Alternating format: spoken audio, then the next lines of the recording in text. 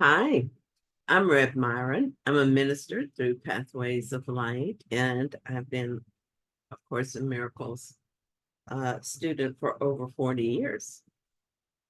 I'm going through the text again this year, asking Jesus for clarity, and then I'm sharing from that clarity.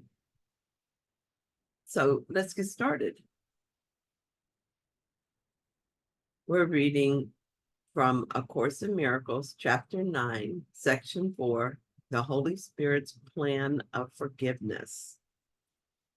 Today we're going to read paragraphs 5 and 6.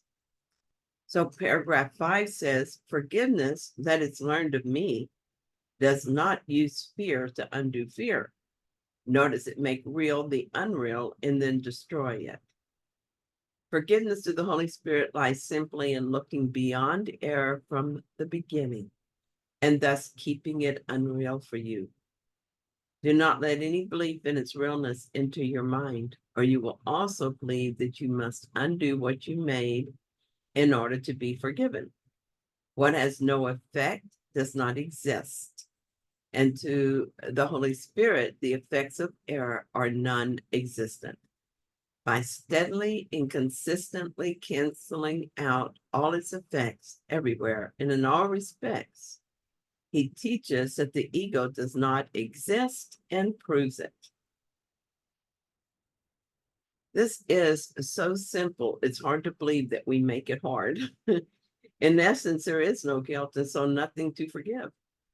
No matter what I think I see and what I think, I am innocent, and so is everything else. I'm learning to look past the appearance of guilt and thus not see it at all. As I look past the appearance of guilt, I see only holiness reflected back to me.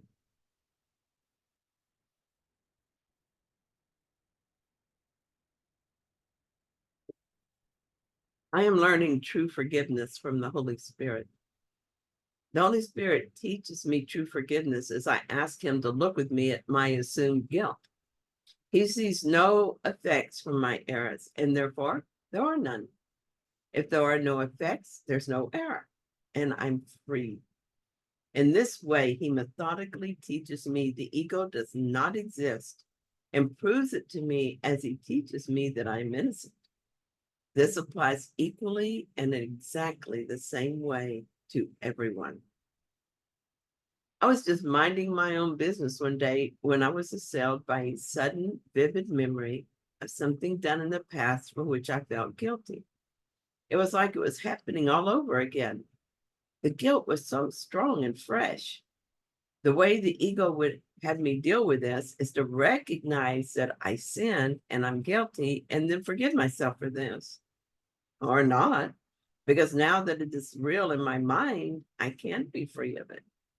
No matter how much I tell myself that I'm forgiven, I still remember doing this real thing. The ego suggests I make amends somehow, do something to compensate for my evil deed. I can't do enough good things to undo what is real. The belief in that sin remains in my mind no matter what I do to atone for it because I believe in it. After taking it to the ego and getting no relief, I took it to the Holy Spirit and asked for forgiveness. The Holy Spirit looks at me and sees only God's Holy Son in his perfect sinlessness. There's nothing to forgive. Everywhere he looks, he sees innocence. Where are the effects of sin now? Where is guilt now? Without guilt, where is the ego? I don't need to know how this is done. I know only that when I released to the Holy Spirit the guilt I felt for the remembered error, the guilt was no longer there. My mind was purged of the ego belief I had sinned. Sometimes when this happens, the undoing is so complete that I can no longer remember the imagined sin. Most remarkable of all, I'm learning true forgiveness. I am learning to disregard appearances and see innocence where I used to see guilt. I failed to do this perfectly, but the shift is occurring. There are many times now when I'm aware of ego behavior and it means nothing to me. I see right through it to the innocence beyond it. I don't see anything to forgive. Oh, my dear God, thank you. So paragraph 6 tells us, follow the Holy Spirit's teaching and forgiveness then, because forgiveness is his function and he knows how to fulfill it perfectly. That is what I meant when I said that miracles are natural, and when they do not occur, something has gone wrong.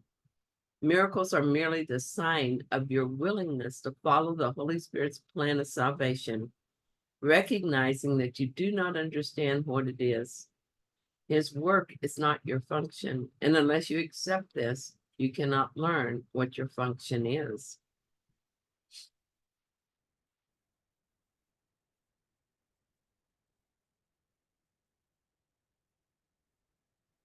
When I think of living like this, everything seems so simple. If I'm experiencing anything except love, joy, and peace, then I'm following the ego's plan for salvation. Knowing this, I can choose again. I can release ego thoughts to the Holy Spirit and allow him to do his work. He knows his function and will complete it if I don't interfere. That is, if I don't try to do it myself. The ego wants all functions for itself. This is what happens when I think that I know what to do about a situation. When I got upset with a friend, I knew I wanted the situation resolved. I had thoughts about who was to blame.